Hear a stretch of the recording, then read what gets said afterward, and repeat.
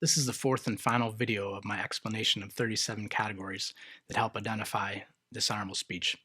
In this video, I'll cover categories number 28 through 37. Number 28 is revealing information for personal gain that is stolen, private, and/or was told in confidence. The three levels of this category include those resulting in financial damage and those resulting in reputational damage regarding socially unacceptable behavior, dishonesty, or stealing, and reputational damages regarding violence. An example would be if a friend told you in confidence they once cheated on their husband, and years later you publicly revealed that information when they were running for some political office on a platform you didn't agree with.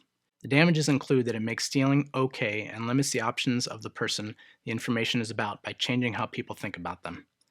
Category number 29 is sharing negative info from an unvetted, especially anonymous, source. It has two levels: information about socially unacceptable behavior, dishonesty, or stealing, and information about violence. Its damages include that it supports lying to destroy value by giving a mechanism to avoid accountability for lies. An example would be seeing some anonymous post on the internet about your political opponent and then saying, during a debate with them, based solely on these posts, some people have been saying that you may have killed a man at one point. Number 30 is spreading rumors such as, I don't know if it's true, but I heard so-and-so did such and such, where such and such could be considered a bad or a good thing. This category's three levels are positive rumors for personal gain, rumors of dishonesty or stealing, and rumors of violence. The damages include that it supports lying to destroy value by giving a mechanism to avoid accountability for lies.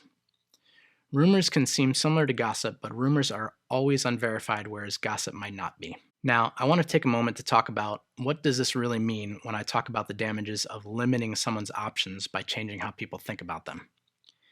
Here's an example. You've known your friend John for 10 years, and he's always been a great guy during that time. Now someone says without proof that they heard, so this would be category number 30, spreading rumors, that John once killed a man in a bar fight, but the death was blamed on someone else and John got away with it. You know this to be totally out of John's character, so you reject it out of hand. But there's still this little voice in the back of your head of, what if it's true? Or a vision of John getting drunk one time and yelling. The point is that a small doubt has been introduced. And even though you may feel you know it's not true, this tiny doubt still subtly changes how you interact with John, limiting his options and yours. Maybe you get a little scared anytime he seems at all angry after drinking. However subtle or small the change may seem to be, it's still there, limiting John's and your options. And of course, for the people who don't know John, it's even worse, in terms of pre-biasing them against him.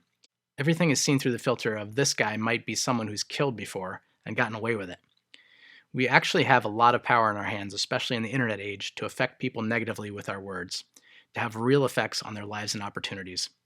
And how could such a rumor have gotten started, by the way? Maybe someone completely made it up. But it's also possible that someone misheard or misrepresented what someone was saying, such as they could have been talking about a different John, or maybe they said, John got pulled into a fight at a bar where someone was killed once, not that John himself killed anyone. You've heard of the telephone game, right? Information tends to get less accurate the more people it runs through, such that it can sound like a completely different story than it started as. Are more options better for increasing value in the world? In the hands of responsible people of good intent, I believe so. I personally believe that more than 90% of people have good intent, so I want to give people the benefit of the doubt. Number 31 is an interesting category because only the person who is doing it can truly know if they're doing it, since it depends on intent. But I do use the concept of beyond a reasonable doubt for proving intent. This category is lying or misleading, such as to gain an advantage in a negotiation for personal material interests, etc. It has 12 levels, which are these 6 with and without proof of bad intent beyond a reasonable doubt. Number 1, misleading for financial gain. 2, lying for financial gain. 3, misleading regarding socially unacceptable behavior, dishonesty, or stealing. 4, lying regarding a socially unacceptable behavior, dishonesty, or stealing. 5, misleading regarding violence. And 6, lying regarding violence. Its damages include that it promotes cheating, i.e. dishonesty for personal gain, a form of stealing. It also limits people's options to make informed, reality-based decisions. A specific example of being misleading would be if a politician says their opponent voted against a pay raise for the military, when their opponent expressly stated they voted against the bill in question not because of the pay raise, which they support, but because of several other things they thought were objectionable in the bill. Some examples of proof of bad intent beyond a reasonable doubt include video or audio of the person saying something contrary beforehand or that indicates that they understand information that's been given to them earlier, which is contradictory to what they say later, or at least 3 witnesses corroborating that the person knows the true version of things, or the person themselves says later that they lied. Number 32 is rather specialized. It's more meant for the media and is saying the name of convicted or alleged mass murderers, which effectively glorifies them. The damages include that it incentivizes bad action and value destruction. It has only one level. Number 33 is promoting hate and prejudice, and it has 2 levels: inspiring dishonesty, stealing, and inspiring violence. An example of promoting hate and prejudice would be saying that wealthy people are greedy and never want to pay their fair share. The damages include that it promotes hate and thus value destruction. Number 34 is threatening to do something undesirable, i.e. blackmail, and has 1 level. An example would be if the wealthiest person in a town said that if they were not reelected, they would move all of their money, industries, and associated jobs out of the town. The damages include that it promotes cheating, i.e. dishonesty for personal gain, a form of stealing. Category 35 is threatening, calling for, or promoting violence or anger. The damages include that it promotes violence and destruction. It also promotes cheating, or dishonesty, for personal gain, a form of stealing. An example would be to say that if a certain bill doesn't pass, people should riot to show their disapproval. This category has 3 levels: threatening, calling for, or promoting anger, threatening, calling for, or promoting violence against one or more people, and threatening, calling for, or promoting war.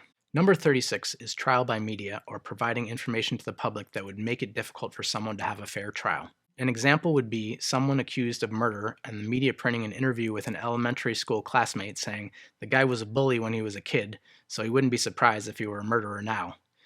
The 2 levels are using evidence that would be admissible in a court of law versus inadmissible.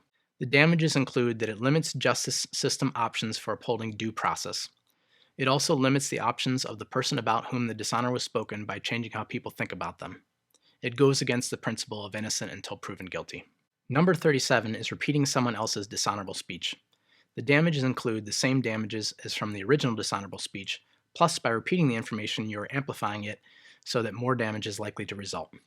Those are the 37 dishonorable speech categories that I came up with and use for analyzing speech and speeches by politicians. There is one category that I didn't include on this list, and that's the use of dramatic language. An example would be a politician describing some situation as a perfect storm. This may be dishonorable, but is a smaller offense, in my opinion. Also, when I analyze political speeches, I sometimes don't call out things that, if taken literally, would be misrepresenting reality, such as a politician saying, "We will win."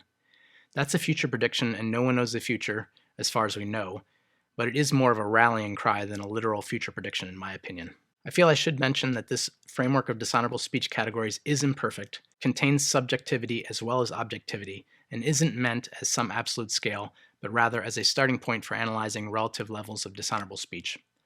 I expect as I do more and more analyses of different types of speech, I'll continue to refine this list as I have already done since when I started this project. I hope this list proves useful in helping you identify dishonorable speech and what some of its damages may be. If we can be precise, honorable, and non-punishing in the way we call out dishonorable speech, I believe we can start to reduce it and its real-world negative effects. If you want to see more, subscribe to my channel or check out my website at dishonorablespeechandpolitics.com. Thanks for watching.